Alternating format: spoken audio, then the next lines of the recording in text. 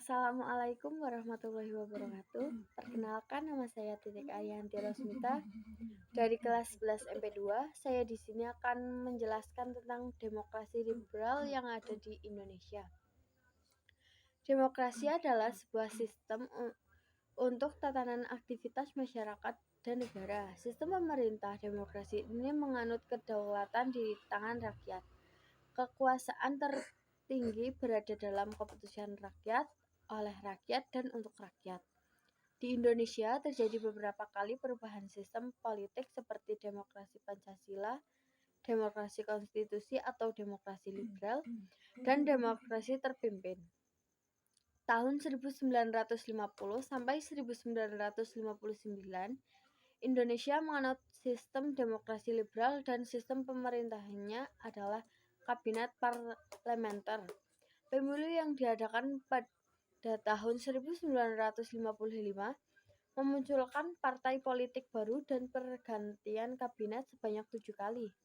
Demokrasi liberal memakai sistem politik demokrasi yang menjunjung tinggi persamaan di bidang politik.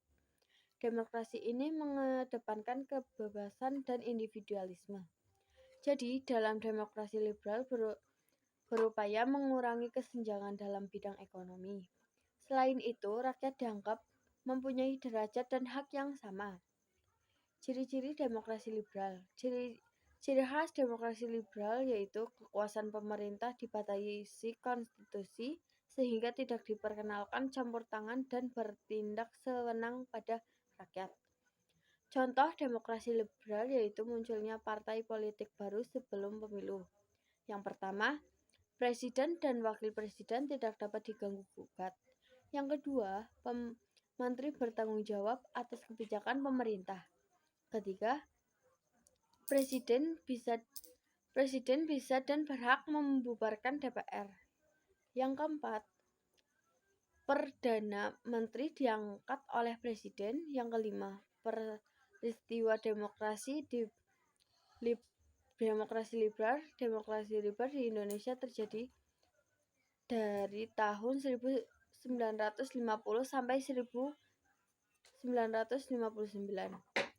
Ada tujuan kabinet dalam demokrasi parlementer yaitu Kabinet Nasrir, Kabinet Sukiman, Kabinet Wilopo, Kabinet Ali Sastromijoyo, Kabinet Burhanuddin Harapan, Kabinet Ali Sastromijoyo, dan Kabinet Juanda.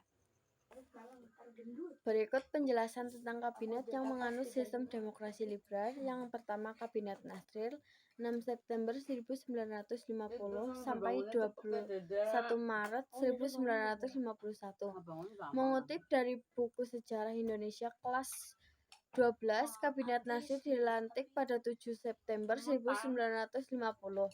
Muhammad Nasir dari Partai Masyumi terpilih sebagai Perdana Menteri. Selama masa pemerintahannya, Kabinet Nasir ada keberhasilan yang diraih yaitu Indonesia masuk PBB. Berlangsungnya perundingan antara Indonesia dan Belanda untuk pertama kali membahas mengenai masalah Irian Barat dan menetapkan prinsip bebas aktif dalam kebijakan politik luar negeri.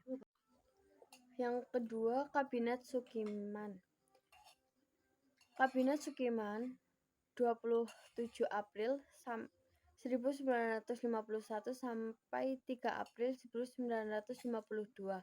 Kabinet Sukiman terbentuk dari koalisi Partai Masyumi dan PNI. Masa pemerintahan Kabinet Sukiman ini mulai muncul pemberontakan DI atau TRII dan meluaskan Republik Maluku Selatan.